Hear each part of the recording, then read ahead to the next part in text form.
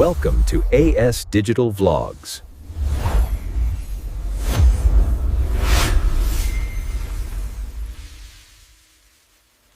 నమస్కారం. చాలామంది ఇండియా పోస్ట్లో ఉద్యోగం సాధించాలని కలలు కంటూ ఉంటారు. అలాంటి వారి కోసం గ్రామీణ డాక్ సేవక్ నియామక నోటిఫికేషన్ ఒక మంచి అవకాశం కావచ్చు. ఈ నోటిఫికేషన్ గురించి తెలుసుకోవాల్సిన ప్రతి విషయాన్ని ఈ విశ్లేషణలో మనం వివరంగా చర్చిద్దాం. పదండి ఇక మొదలు పెడదాం. ఇండియా పోస్ట్లో ఉద్యోగం కోసం ప్రయత్నించే వాళ్లకి ఈ గ్రామీణ డాక్ సేవక్ అవకాశం సరైనదేనా కాదా అని తెలుసుకోవడం చాలా ముఖ్యం. దానికి కావలసిన అన్ని వివరాలను ఇప్పుడు మనం సులభంగా అర్థమయ్యేలా చూద్దాం. ఈరోజు మనం ఏం తెలుసుకోబోతున్నామంటే, ముందుగా జీడీఎస్ అంటే ఏమిటి, తర్వాత వాళ్ల పాత్రలు, నియమాలు, జీతం ఎలా ఉంటాయి, ఇంకా అర్హతలేంటి, ఆన్లైన్లో అప్లై చేయడం ఎలా, సెలక్షన్ ప్రాసెస్ ఎలా ఉంటుంది, చివరగా అప్లై చేసేవాళ్ల కోసం కొన్ని ముఖ్యమైన టిప్స్ కూడా చూద్దాం. సరే, ఇక మొదటి సెక్షన్లోకి వెళ్దాం. అసలు ఈ గ్రామీణ డాక్ సేవక్ అంటే జీడీఎస్ అంటే ఎవరు, ఇండియా పోస్ట్ ఇస్తున్న ఈ అవకాశం ఏంటో కాస్త వివరంగా చూద్దాం. విషయం ఏంటంటే, ఇండియా పోస్ట్ దేశవ్యాప్తంగా ఖాళీగా ఉన్న గ్రామీణ డాక్ సేవక్ పోస్టుల భర్తీ కోసం దరఖాస్తులను ఆహ్వానిస్తోంది. ఇది కేవలం ఒక ఉద్యోగం మాత్రమే కాదు, నిజానికి మన దేశంలోని గ్రామీణ ప్రాంతాల్లోని ప్రజలకు సేవ చేసే ఒక మంచి అవకాశం. అప్లై చేసే ముందు ఈ జాబ్ నిజానికి ఎలా ఉంటుందో తెలుసుకోవడం చాలా చాలా ముఖ్యం కదా. సో ఈ జీడీఎస్ రోల్స్ ఏంటి, వాళ్ల పనికి సంబంధించిన రూల్సు, ఇంకా జీతం ఎంతుంటుంది, వీటన్నిటిని గురించి ఇప్పుడు వివరంగా మాట్లాడుకుందాం. చూడండి, జీడీఎస్లో ముఖ్యంగా 3 రకాల పాత్రలుంటాయి. మొదటిది బ్రాంచ్ పోస్ట్ మాస్టర్ అంటే బీపీఎం. ఈయన ఆ బ్రాంచ్ పోస్టాఫీస్కి ఇన్ఛార్జ్ అనమాట. రెండవది అసిస్టెంట్ బ్రాంచ్ పోస్ట్ మాస్టర్ లేదా ఏబీపీఎం. ఈయన బీపీఎంకి సహాయం చేస్తారు. ఇక మూడవది డాక్ సేవక్. వీళ్లు పోస్ట్ డెలివరీ ఇంకా ఇతర పనులను చూసుకుంటారు. మనందరికీ బాగా తెలిసిన పోస్ట్మ్యాన్ పాత్ర ఇదే. ఇక్కడ ఒక చాలా ముఖ్యమైన విషయముంది, ఇది అందరూ గమనించాలి.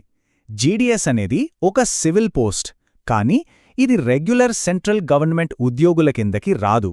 ఆశ్చర్యంగా ఉంది కదా? అవును, వీళ్ళని జీడీఎస్ రూల్స్ 2020 ప్రకారం నియమిస్తారు. ఇది చాలామందికి తెలియని విషయం. అప్లై చేసే ప్రతి ఒక్కరూ తప్పకుండా తెలుసుకోవాల్సిన విషయం ఇది. జీడీఎస్ అనేది ఫుల్ టైం గవర్నమెంట్ జాబ్ కాదు.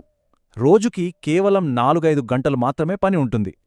అందుకే నోటిఫికేషన్లో కూడా చాలా స్పష్టంగా చెప్పారు, ఈ ఉద్యోగంతో పాటు అభ్యర్థులకు మరో ఆదాయ వనరు ఖచ్చితంగా ఉండాలని. సరే, మరి జీతం సంగతేంటి? దీన్ని టెక్నికల్గా జీతం అనరు, టీఆర్సీఏ అంటారు. అంటే time related continuity allowance. Branch post మాస్టర్కి నెలకి 12,000 నుంచి మొదలవుతుంది. ఇక ఏబీపీఎం, డాక్ సేవకులకైతే 10,000 నుంచి స్టార్ట్ అవుతుంది. దీనికి అదనంగా డిఏ అంటే కరువు భత్యం కూడా ఉంటుంది.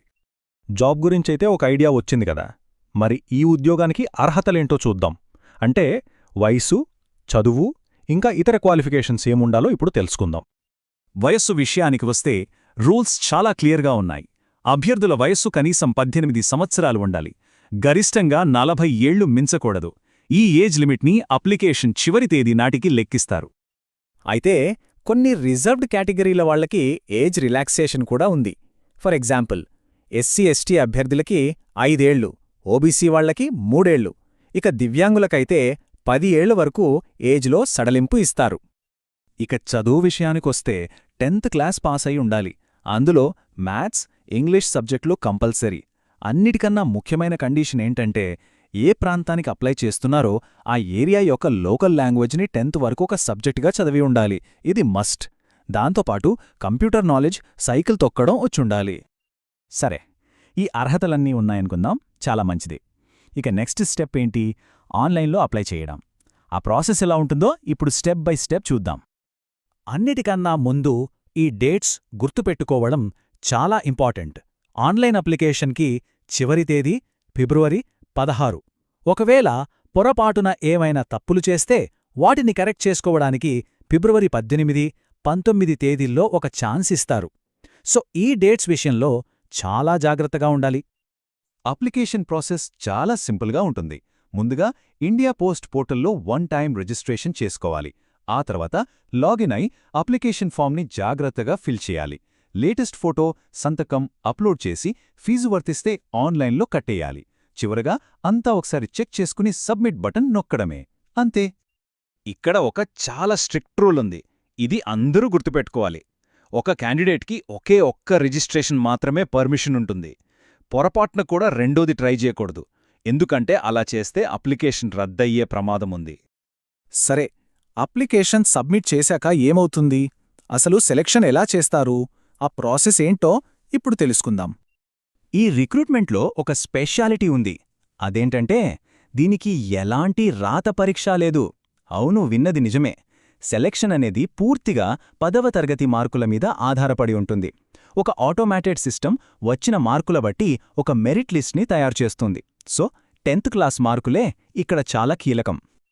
ఒకవేళ మార్క్షీట్లో మార్కులకు బదులు గ్రేడ్స్ లేదా పాయింట్స్ ఉంటే కంగారు పడాల్సిన పనిలేదు. సిస్టమ్ వాటిని ఆటోమేటిక్గా మార్కులుగా కన్వర్ట్ చేస్తుంది. వచ్చిన గ్రేడ్ పాయింట్స్ని 9.5తో మల్టిప్లై చేస్తారు. ఉదాహరణకి 10 పాయింట్లు వస్తే దాన్ని 95 మార్కులుగా తీసుకుంటారు. మెరిట్ లిస్ట్లో పేరొస్తే అభ్యర్థులకు SMS లేదా ఈమెయిల్ ద్వారా సమాచారం అందుతుంది. ఆ తర్వాత కేవలం 15 రోజుల టైం మాత్రమే ఉంటుంది.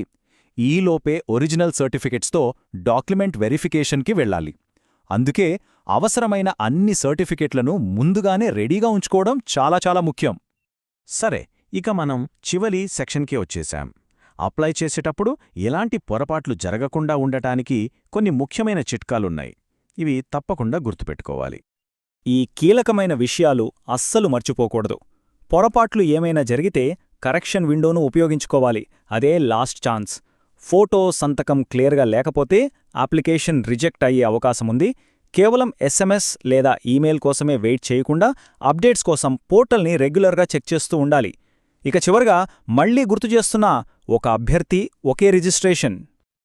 ఇప్పుడు ఈ గ్రామీణ డాక్ సేవక్ నియామకం గురించి ఒక పూర్తి అవగాహన వచ్చింది కదా. ఈ ఉద్యోగంలోని వాస్తవాలు, బాధ్యతలు, నియమ నిబంధనలు వీటన్నింటినీ బేరీజు వేసుకోవాలి. ఈ అవకాశము ఒకరి కెరియర్ జర్నీకి సరైన మలుపు అవుతుందా లేదా అని ఆలోచించి సరైన నిర్ణయం తీసుకోవడం ముఖ్యం. అందరికీ ఆల్ ద బెస్ట్.